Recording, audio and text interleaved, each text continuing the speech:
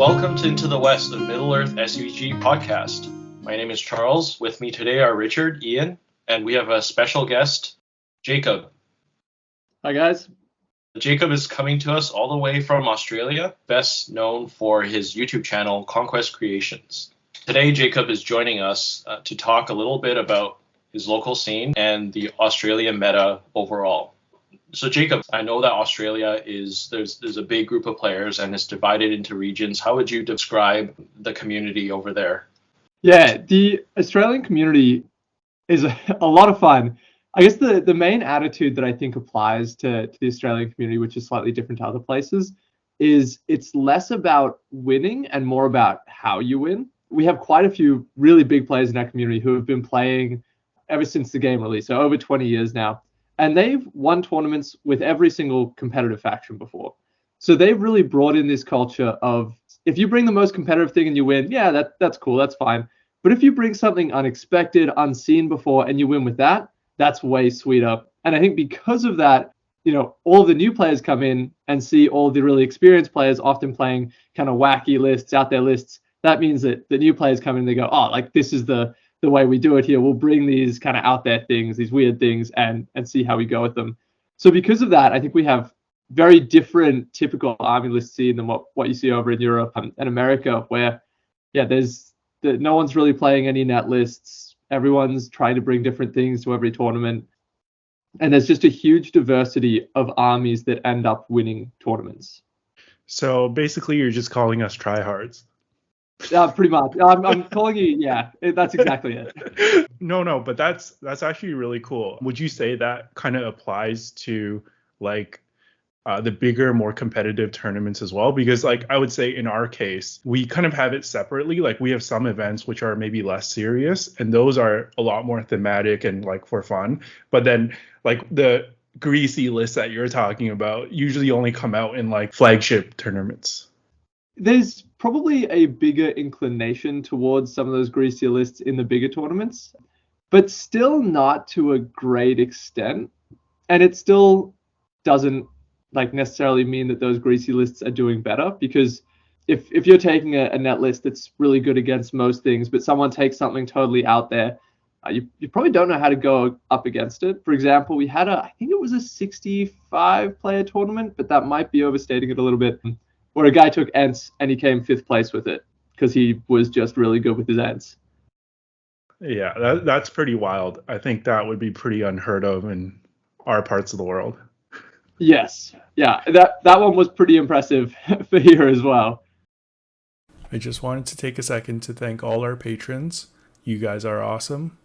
If you guys want extra content, you can check out the Patreon link in the description below. Now, back to the video.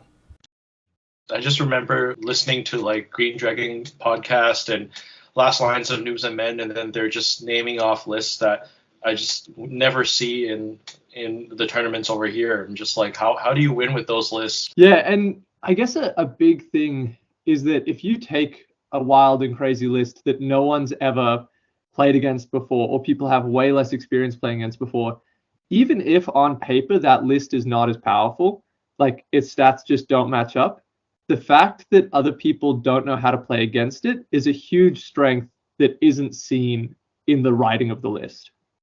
Like the fact when somebody shows up with like a list that you're not really used to. Like a few years ago when Charles started running his like camel half troll list, he just like wiped the floor with like everybody for like a while, like half a year, because nobody like really knew how to play against it. And then he kind of put them into retirement, and I think every once in a while he kind of brings them back out because he's the only one locally who has them, and then just starts wiping people again because like you're not used to it. Yeah, we've actually seen that kind of trend before with like lists like that.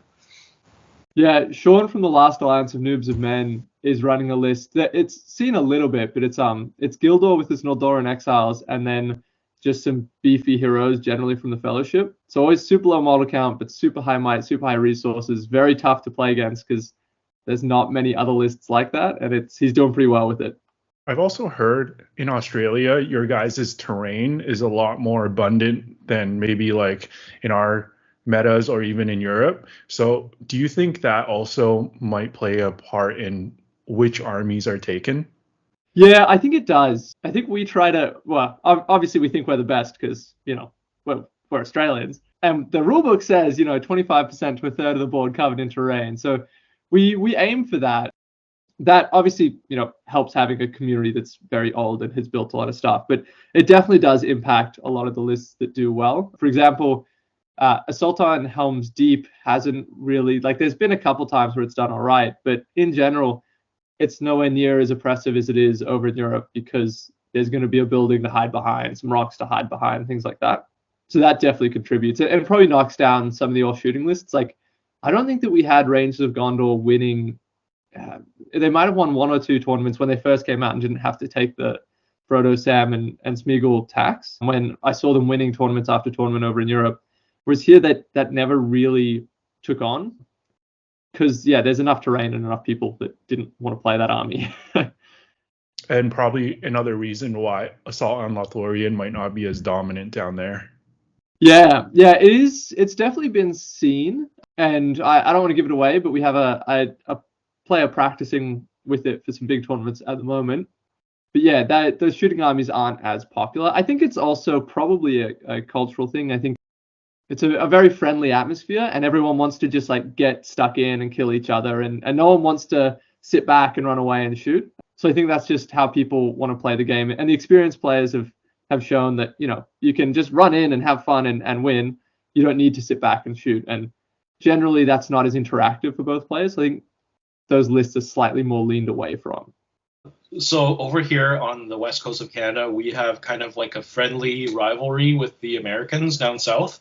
And for those of you, all the listeners that are on the Australian Facebook page, you'll know that there are lots of memes and stuff like that posted there. And I can see some of the friendly rivalries as well. Could you tell us a little bit about that between the regions? Give us a ranking of who's the best and who's the worst. State-wise. Okay. Well, I always see Sean mixing shit up whenever there's a big tournament. It always starts with him. Yeah, no, he's the main shit stirrer in that page. So I'm from Melbourne, Victoria, and for people who aren't aware of Australian geography, we have a very big country with a very small population. So from Melbourne, which is one of the biggest cities, to Sydney, which is the biggest city, it's a 10-hour drive, and that's the next biggest region. So everything's very separate. Of course, Melbourne is undoubtedly the best. Just total impartial opinion there. Victoria, we know how to play. That's it. Sydney, New South Wales, which is kind of the middle east of Australia, they have the biggest events, and I think they have a really, really good TO culture over there. So they get pretty high numbers at their events. But it's interesting because they have the big events, so lots of us Victorians travel up to their events, and I think Victorians always do pretty well when we travel up to Sydney. If we keep going north from Sydney, we have the Brisbane Boys, which is the last alliance of noobs and men. That community is just full of absolute shit stirring. No one's taking it serious. Everyone's rocking up to tournaments with hectic things. You're stirring up trouble and looking for a smack on the bottom. So that's a lot of fun. But if I had to rank them against Victoria and New South Wales, I don't think that they're going to perform as well.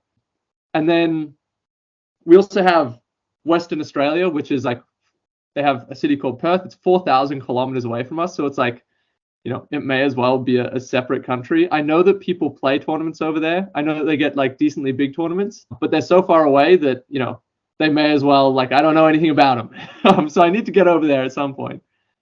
Sorry, who are you again? And just recently we have Tasmania as well, which is the little island below Australia. They've got their first GT coming up, so a couple of us Victorians are heading down there because it's pretty close. But overall ranking, and I think this would be universally agreed upon with a little bit of controversy, the best players in Australia are in Victoria. So we have Kylie, Jeremy, who have won dozens of tournaments, and Kylie's planning on traveling over to Articon, so she's here in Victoria and represents us well. And then New South Wales obviously has a lot of good players as well. But I put Victoria number one, New South Wales second, Brisbane third, and WA somewhere. I don't know. Maybe they're the best players in the world. I just don't know about them. All right. So you heard it here first. This is the official rankings in Australia. And Jacob speaks on behalf of every Australian. Yeah. Yep. Entirely agree. And anyone who disagrees, you're not a real Australian. But I know the truth. We have the same kind of dynamic here. Like we have our community on like the west coast of North America, and we're like it's slowly getting bigger. And then there's a few people in the middle, and then there's like a giant group on the other side, like 2,000-3,000 kilometers away on the east coast. But there's not really much interaction between the two sides apart from a few people like flying over. Yeah, it's kind of funny. It's just like the same kind of dynamic. One thing that we want to do here in Australia is we have this rugby match that's called like the State of Origin. It's Queensland versus New South Wales. So we want to try to organize like a proper state versus state tournament where we get, 4 people from each state in the one room at each time to find out who really is the best.